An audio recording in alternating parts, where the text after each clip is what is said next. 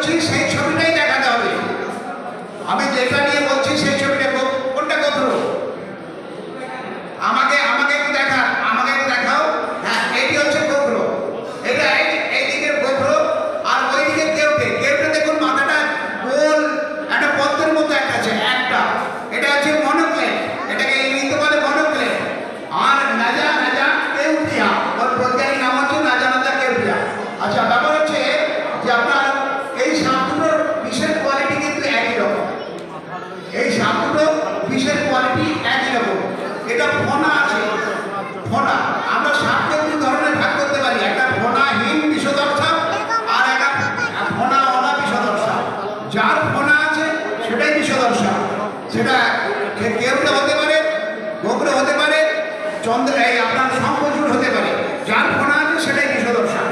তো এটা যে গোবর আর কেউটা দেখছে, এটা তীব্র বিষধর সাপ। এই কামড়ালে আপনার ওই 6 থেকে 7 ঘন্টা, মানে 1 ঘন্টা তো মারা যেতে পারে। ম্যাক্সিমাম লিমিট হচ্ছে যদি সত্যিকারে বিষ ঢালে তাহলে ম্যাক্সিমাম লিমিট হচ্ছে 8 ঘন্টা। 8 ঘন্টার মধ্যেই মারা যেতে পারে, আর 1 ঘন্টা তো মারা যেতে পারে। তো এই গোবর দেখানো হলো। তোমরা গোবরটা সবাইকে দেখিয়ে দাও যে গোবর এবং কেউটে চিনে রাখুন আপনারা এই ধরনের সাপ হলে। আচ্ছা, এরপরে আসবো কালাজ। এরপরে হচ্ছে কালাজ। দেখুন কালাজের একই রকম ছবি, ওটা হয়ে গেছে কালাজ।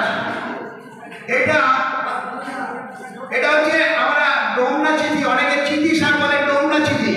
এটা কালাজ, অনেকে ঘামচাটা বলে। এটা বিছানাতে কামড়ায়, এরও একটা বিষধর সাপ। এটাও সাংঘাতিক। আমরা এখন যে বিষধর সাপগুলো আলোচনা করছি সব নিউরোটক্সিক। এদের গোবরে কেউটে নিউরোটক্সিক, আর এই কালাজ নিউরোটক্সিক। এদের কামড় নিয়ে পরে করোনা যাব। এই কালাজ হচ্ছে নিউরোটক্সিক এবং এটি সাংঘাতিক সাপ, যেটাকে আমরা অনেকে বলি সাইলেন্ট কিলার। কীরকম না, বিছানাতে আসে, ঘরে বিছানাতে যায় এবং যারা নিচেতে শুয়ে থাকে সেই বিছানার সঙ্গে উঠে যায়, উঠে দিয়ে আপনার পাশেই শুয়ে থাকে। আপনি অজ্ঞানত ঘুমের ঘরে আপনি হাতটা তার উপরে দিলেন আর সে কিন্তু কামড়ে দিয়ে চলে গেল। এবং এই সাপটি কামড়ানোর এর তীব্র বিষধর সাপ। এই সাপটি কামড়ানোর পরে এটা দেখুন, একটা আগেরটার নাম হচ্ছে কমন ক্রেট, এটা হচ্ছে ব্যান্ডেড ক্রেট। এই যে শাঁখামুখী সাপটি, এই সাপটি কিন্তু অত্যন্ত শান্ত সাপ। এটা বহু জায়গাতে আছে, এখন সংখ্যায় খুব কমে যাচ্ছে, কিন্তু এরা কামড়ায় না। এবং এই যত সাপ দেখাবো তার মধ্যে সব থেকে বিষধর সাপ হচ্ছে এই শাঁখামুখী সাপ, যেটা ব্যান্ডেড ক্রেট। এটা কিন্তু আমাদের আশেপাশে থাকলেও মানুষে কামড়ায় না। দেখা গেছে যে লক্ষ কামড়ের মধ্যে একটা আধটা দেখা যায় যে শাঁখামুখিতে কামড়েছে। তো সেই জন্য শাঁখামুখী সাপ আমাদের খুব কাজের সাপ। কি কাজের সাপ? চন্দ্রমোড়া। এই চন্দ্রমোড়া বিভিন্ন ধরনের আছে। আমরা একটা ছবি এনেছি চন্দ্রমোড়া। এটা হচ্ছে রাসেল ভাইপার, এটা রাসেল।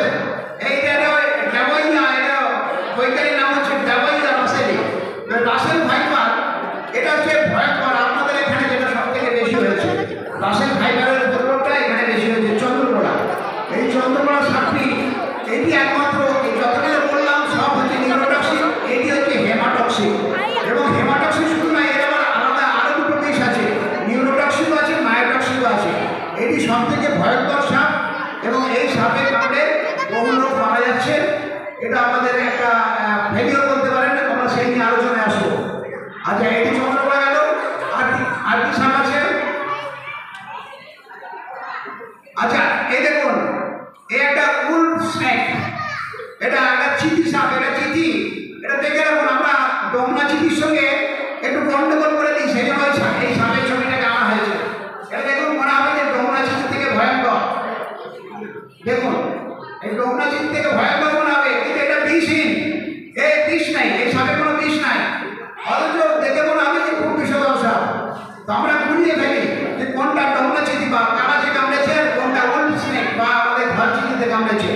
আচ্ছা, ঠিক আছে। এরপরে